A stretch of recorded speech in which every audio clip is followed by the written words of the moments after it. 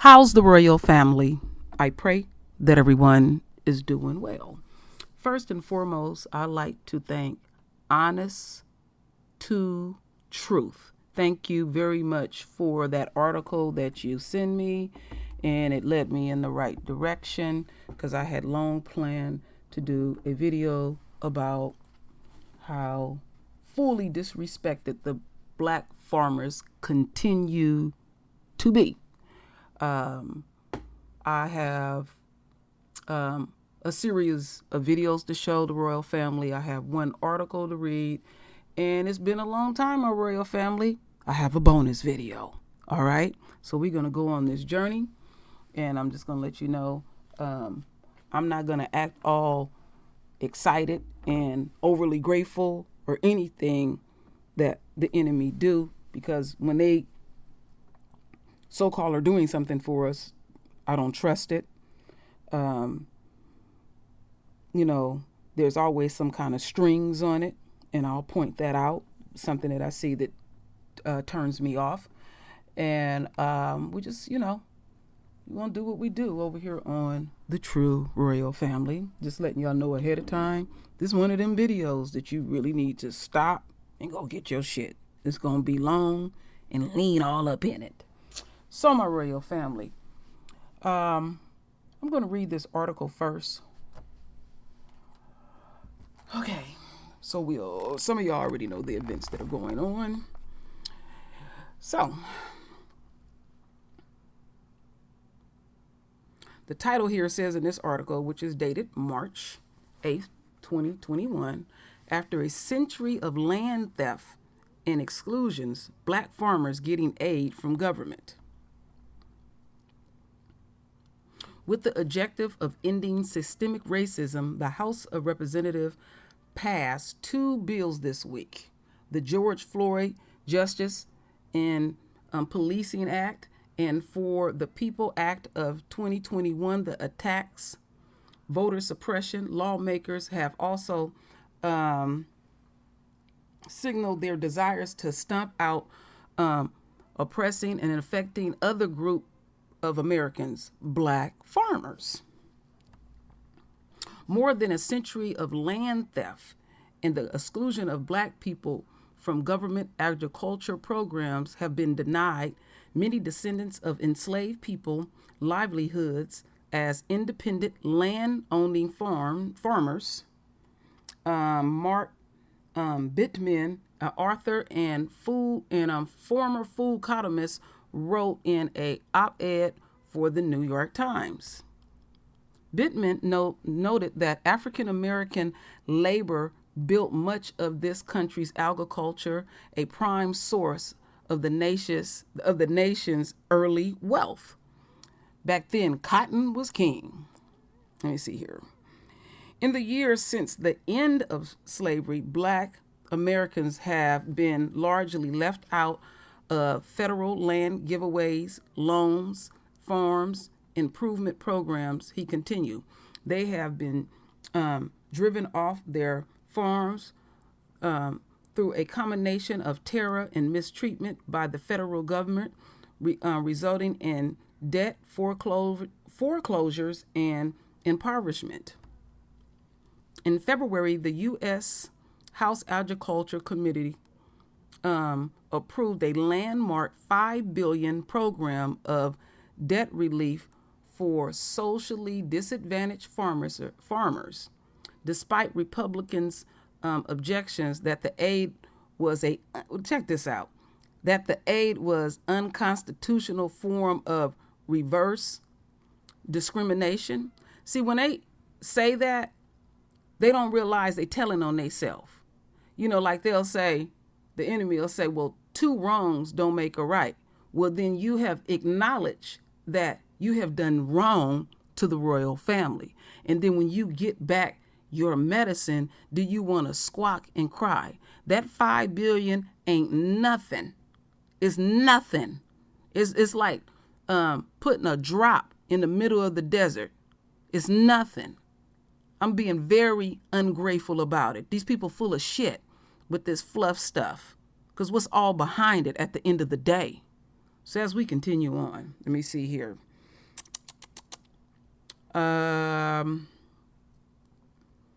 According to the Successful Farming and Agriculture themed website, Chairman David Scott, a Georgia Democrat, said minority farmers deserve the help because they have been overlooked in the mammoth trade war and coronavirus relief programs that begun in 2018.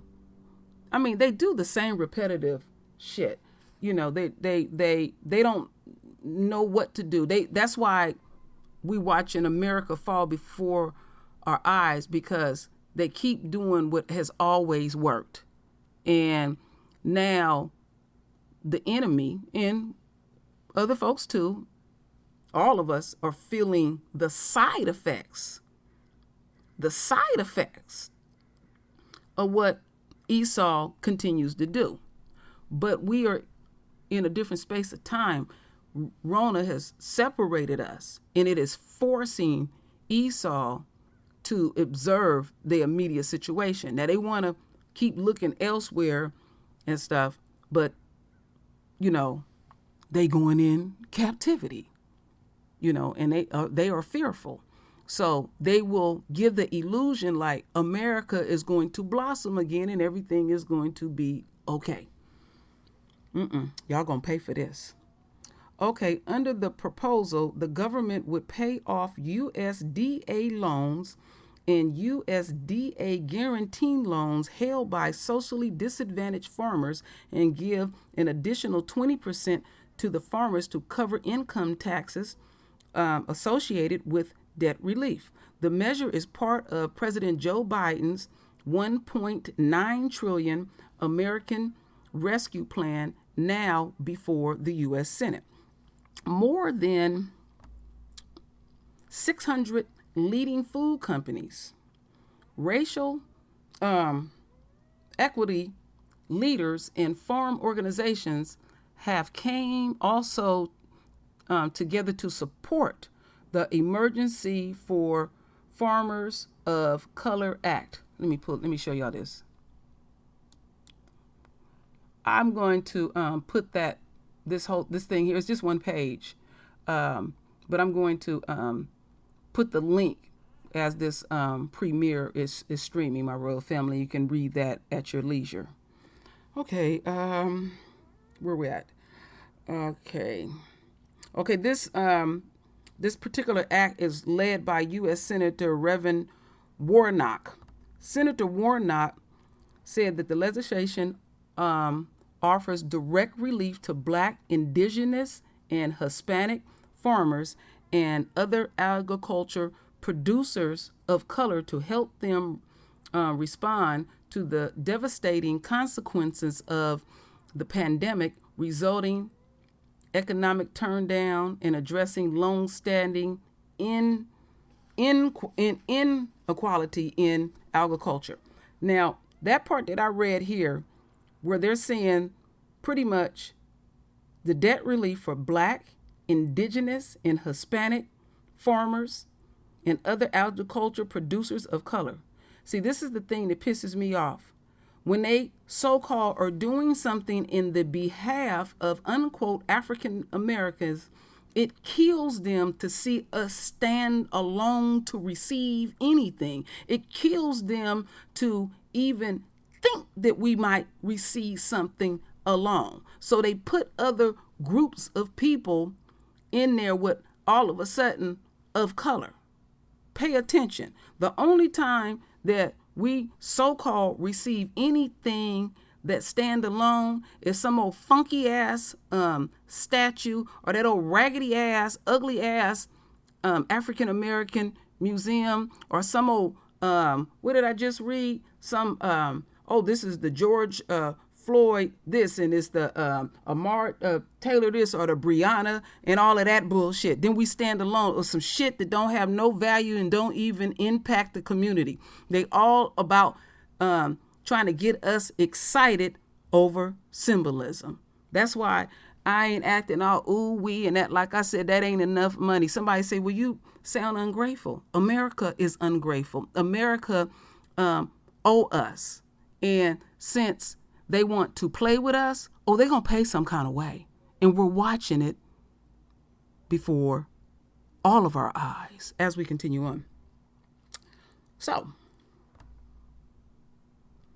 this once in a century pandemic and the economic downturn that follows has revealed and exacerbating long-standing disparities in our government that have left certain communities behind, particularly black farmers and farmers of color.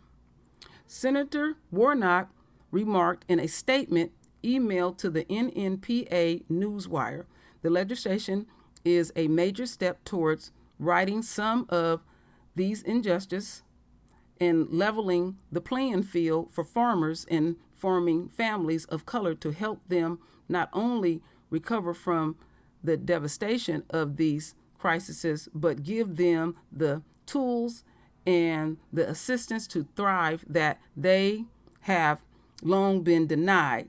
Senator Warnock continue. Now, what I'm looking at here, it's not going to level the playing field. Bullshit. But some feel-good words.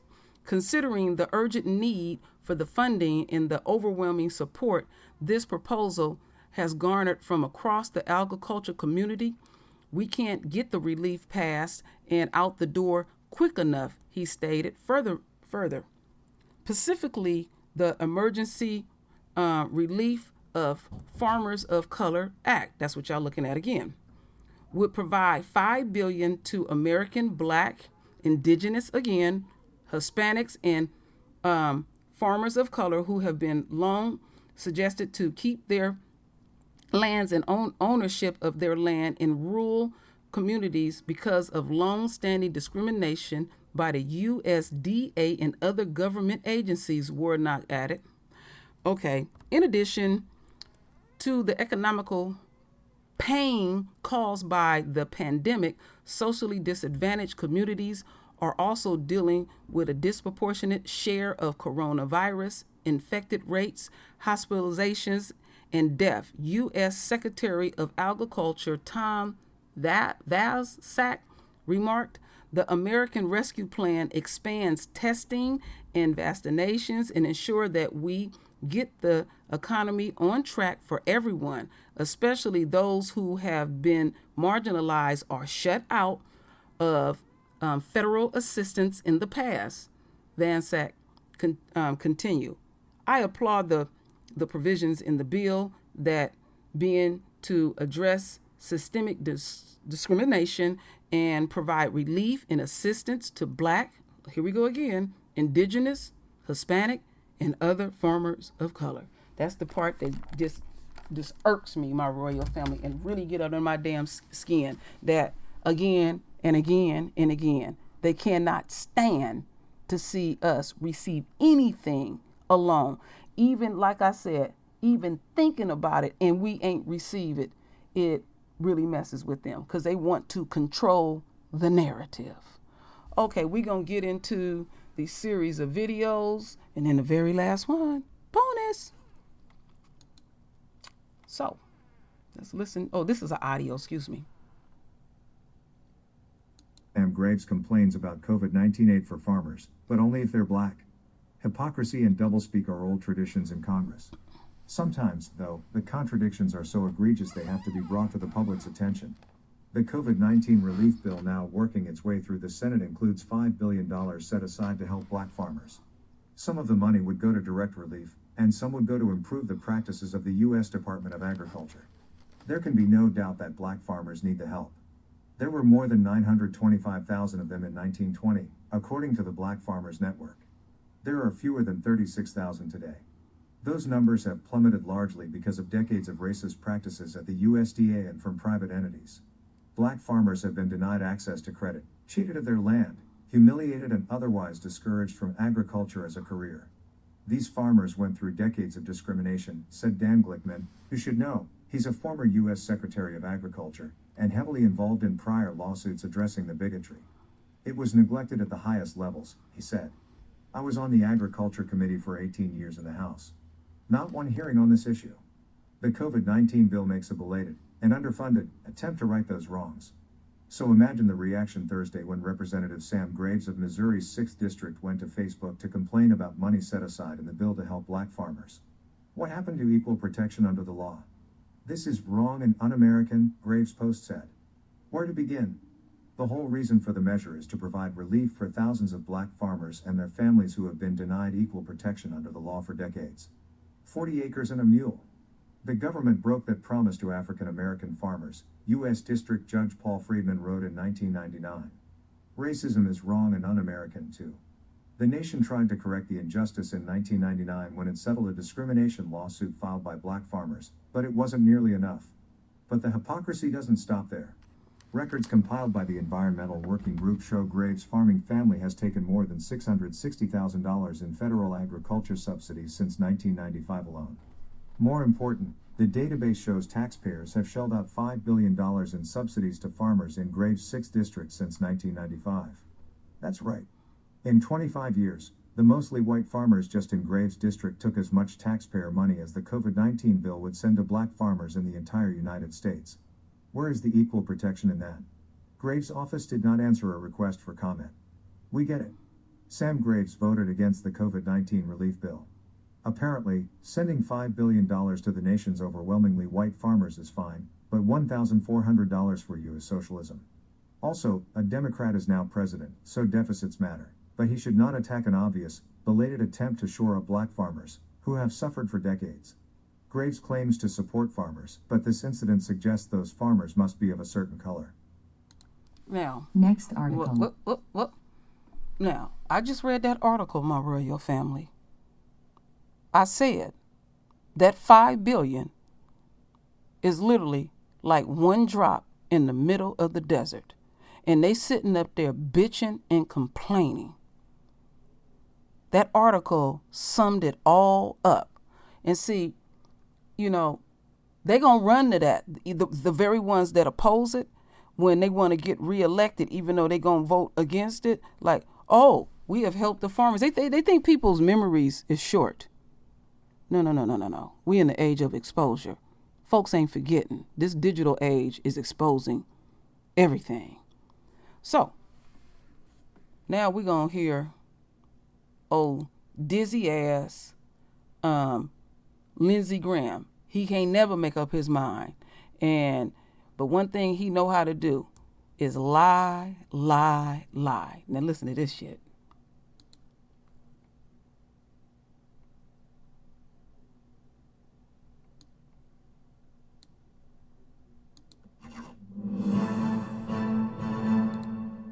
Yeah, well, number one, it took 27 hours to pass it. I'm proud of my Republican colleagues for fighting back. But what a difference a year makes, Maria. March of 2020, we passed a $1.9 trillion bill, the same amount of money, 96-0, because we understood the need to fight COVID. A year later, March of 2021, the Democrats have the House, the Senate, and the White House. And what did we tell you? If they get everything, they're going to run us over. This is out of control liberalism. And in this bill, as Kevin said, most of the money's not spent this year. 90% of it's got nothing to do with COVID. But let me give you an example of something that really bothers me. In this bill, if you're a farmer, your loan will be forgiven up to 120% of your loan, not 100%, but 120% of your loan if you're socially disadvantaged, if you're African American, some other minority. But if you're white person, if you're a white woman, no forgiveness. That's reparations. What does that got to do with COVID? So if you're in the farming business right now, this bill forgives. That's a bald-faced lie. Now, I know about this very well because of my occupation when I used to work. He is lying through his teeth about the white woman. In the field of construction, a lot of these construction companies, those white men use their wives' name to get those as the owner of the business to get those contracts. That has not ever ended at all. He told a bold-faced lie. Also, since they adding other people into it and they can't stand us seeing us alone receiving nearly a drop in the desert, they lying. So we're not even getting that $5 billion alone, because there are others. And how many of the others they are, because a lot of times when they speak of the others, they are like they would pretty much just say, oh, they white too. But then when it's getting contracts, getting relief from the government, then all of a sudden they're people of color. Lying bastard. Gives 120% of your loan based on your race. These people in the Congress today, the House and the Senate on the Democratic side, are out of control liberals, and God help us all if we don't check and balance them in 2022. This is just incredible, and we're looking at the list of things that Yes. money is being allocated toward, $300 million toward the arts and humanities. I mean, where is this money coming from now that we've got a $28 trillion tab in debt? Well, it's coming from your children and your grandchildren. It's all borrowed money. There's $200 million for library services. There's over $300 million for the National Endowment of the Humanities and Arts. There's $20 million for native language studies. These all may be good ideas, but they got nothing to do with COVID. But it's deeper than that. Look back and see what's happened in the Democratic controlled House in the last 30 days. You passed a COVID relief package, $1.9 trillion, very partisan. 90% of the money's got nothing to do with COVID. You got H.R. 1, which is open borders for voting. The federal government's going to take over the voting systems in this country. There'll be no checks and balance, no verification of who you are. Mail-in voting run rampant, so it's really open borders for voting. And finally, the Equality Act. That doesn't get enough attention. They passed a bill that does away with the distinction between being a man and woman in the law. Biological boys are going to start playing in girls' sports. And if you're a religious organization out there and your faith dictates that certain things happen, this bill takes that ability to say no away from you. It's a reshaping of America. This is a trilogy of radical policy, and I hope the American people are paying attention, because if you're not, you're going to wake up in a few years and your country will not be the nation you remember it being. Yeah, it's like that right now with your lying ass. See, then when they don't get their way, they like to fearmonger. Yeah, that's how they like to get down. They like to fearmonger. And like I said, and I'm going to say it like a broke-ass record, just the thought of us receiving something, they feel some kind of way. They can't hide their true-ass nature. They can't. So, my royal family, I got a bonus video. And this bonus video will speak volumes to the royal family.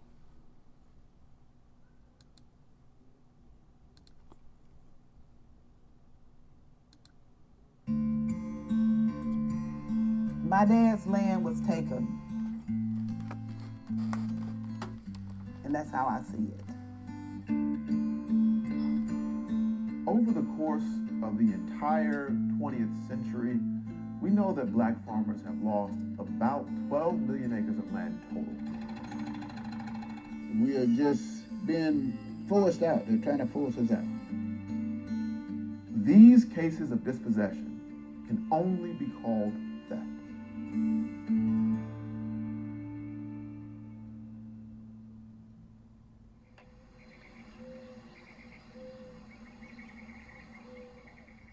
Okay, just about ready. Mount Bayou is an historic all-black town, formed many years in the 1800s by two former slaves. We don't have the overt racism that we used to have against people out in the public. Now we deal with it with employment, economics, banks. We still deal with it, and until we overcome all of that, the Delta will forever struggle, is my belief.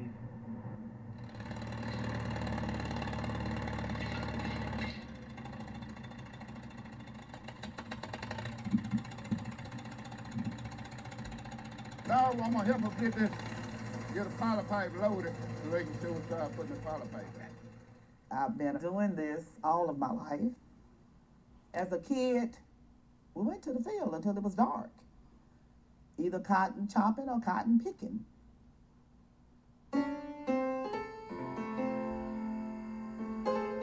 The Mississippi Delta is this area between these rivers in the northwest of Mississippi that has some of the most fertile land in the United States, in the continent, really. If you go out there, you will see rows and rows of cotton, of soybeans, every single type of crop you can imagine. But in the early 20th century, almost all the land was owned by white folks. It was homesteaded out by the federal government, or was otherwise inaccessible to black folks. My grandpapa, Ed Scott Sr., started purchasing land back in 1938.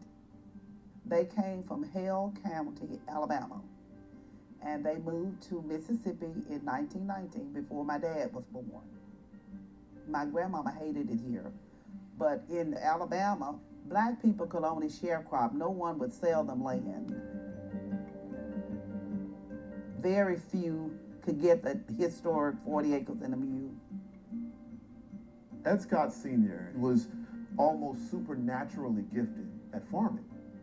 He knows exactly how to rotate the crops, how to plant things in a way that gets the highest yields, and that gave him his own economic gravity that local white businessmen could not ignore. Eventually, a plantation owner decides to sell Ed Scott Sr. a plot of land. When he passed in 1957, the family had acquired acres and acres of land. Ed Scott's son, Ed Scott Jr., takes over the farm. He is part of the generation of men that goes off to war during World War II. And when this generation of black men comes back, their white peers are granted so many free things from the GI Bill. They get free education, lots of them get free homes, they get things they can pass on to their children. But the black men among that number are denied many of those opportunities. My dad went to World War II, and when he came back, his dad wanted him to go and finish school. But farming is in his blood.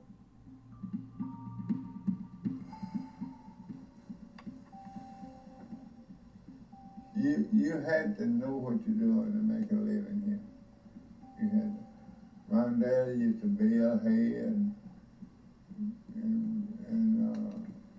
sell chicken and turkeys. He used to take turkeys to Greenwood down there, the white people, and sell them. My dad was the smartest one of his sibling and the hardest worker of his sibling. You know, every now and then he'll say, God ain't gonna make no more land, so you better hold what you got. When Ed Scott Jr. takes over the farm, he's operating it through one of the most turbulent times in American history. 1953, the first bus boycotts. 1954, Brown v. Board. 1955, Emmett Till is lynched. You know, I left here and went to Selma, Alabama when they had the march from Selma to Montgomery. Mm-hmm. It was rough back then, but you had to have some guts to stand up and just be rough with them. When he owned his land, he actually had 57 families who lived on his land and worked with him. And it was like a community. Whatever we needed was on our farm.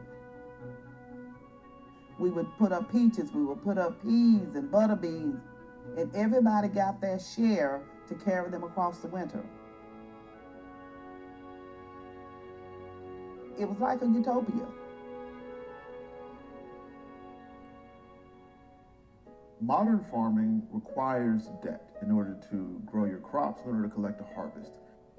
Over the past 100 years, the federal government has become more and more of a player in providing the credit to those farmers. Much of the administration of this federal money was done by locally elected committees. And what do we know about voting in the South at that time? We know black people could not vote. The people who ended up controlling all that were the great-grandchildren of the plantation owners. And why would they ever give a black farmer money to start his own farm. And so between 1950 and 1969, black farmers lose something on the order of 6 million acres of land across the country. But the Scots were able to hold on to most of their land until the farm crisis of the 1970s and 1980s. Rising fuel costs, increasing cost of production, new taxes, these changes will have a significant impact on the well-being of family farmers. Federal legislators are slashing farm programs to pay for the deficit. As farming in America collapses in the 70s and 80s, there's a lifeline in the Mississippi Delta: catfish. The federal government, they pour a whole bunch of money into taking these poor white farmers who are struggling, getting them into catfish. The people who are left out of that are the black farmers. Ed Scott Jr. sees what's happening. He sees catfish as a way out. He converts most of his farms into 8 giant catfish ponds with no help from the federal government. He digs them himself.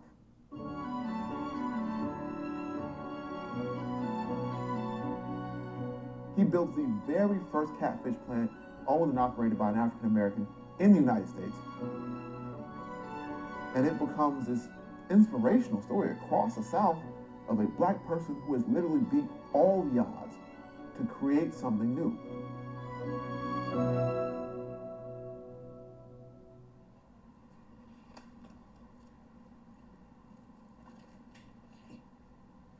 My dad loved clothes, and he loved to dress. Even on a daily basis, he wore what we call khaki suits, which would have been a khaki shirt with matching pants, and they had to be starched and ironed.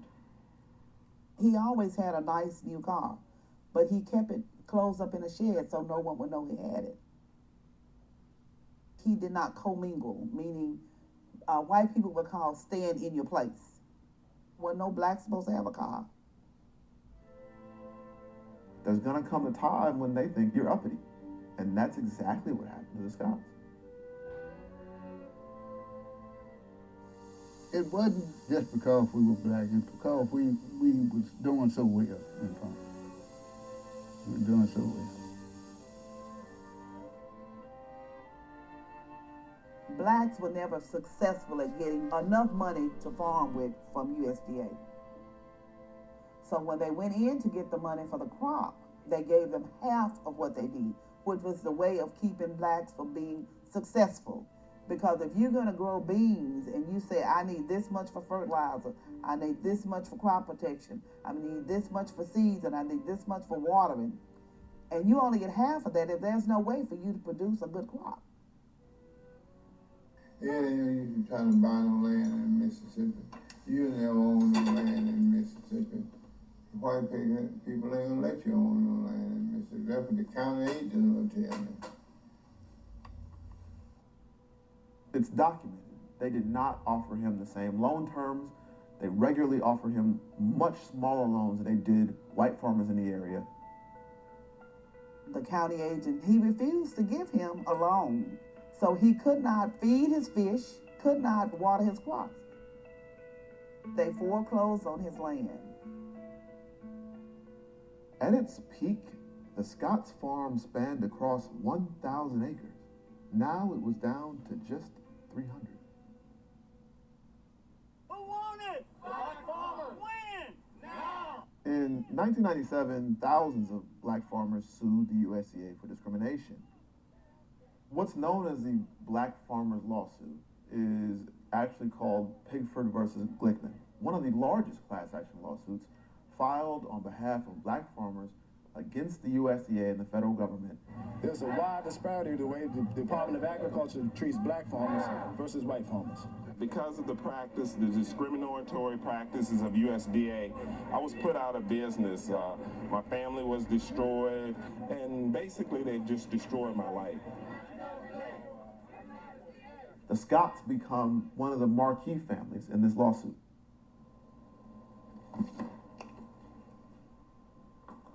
Okay, this is just where we were working on the lawsuit, and I had to go back and show where my daddy had taken out promissory notes with USDA as the backer. I tried to keep everything I could. Now, the government, the U.S. Department of Agriculture in this case, admits they discriminated against black farmers, unfairly denying them federal loans, for instance.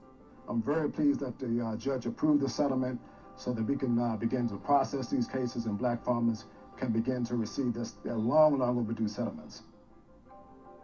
The federal government paid out just north of $2 billion, and upwards of 70,000 successful claims were made by black farmers in the South. The Scotts received one of the largest settlements out of this lawsuit because, unlike lots of people, they had the documents to show exactly the ways in which the federal government discriminated against them. Most farmers are lucky to get $20,000. Do you feel comfortable saying how much you guys got from USDA? I'll give you an exact figure later, but it was right a little over $7 million. He was blind, but we made sure that he signed the documents to buy his land back, and he presented the check to the same man who was instrumental in taking his land. He was still in office. It took the Scott family nearly 30 years, the space of a generation, to buy their land back. Land hunger, as W.E.B. Du Bois describes it, is this almost mystical drive to seek and to own something in this United States among people who were once property themselves.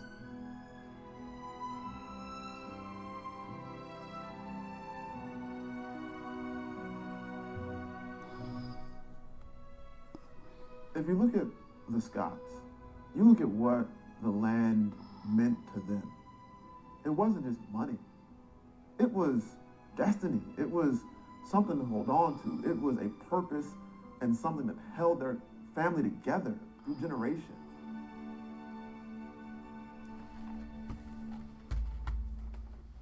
It grieves me that we were denied a history, and that's how I see it.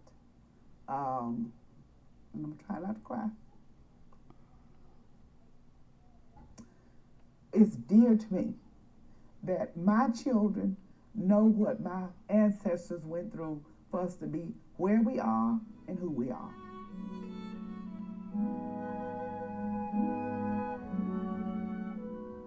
And for my dad, having the land and keeping the land, that was his dream. That was the heritage. The land was the heritage.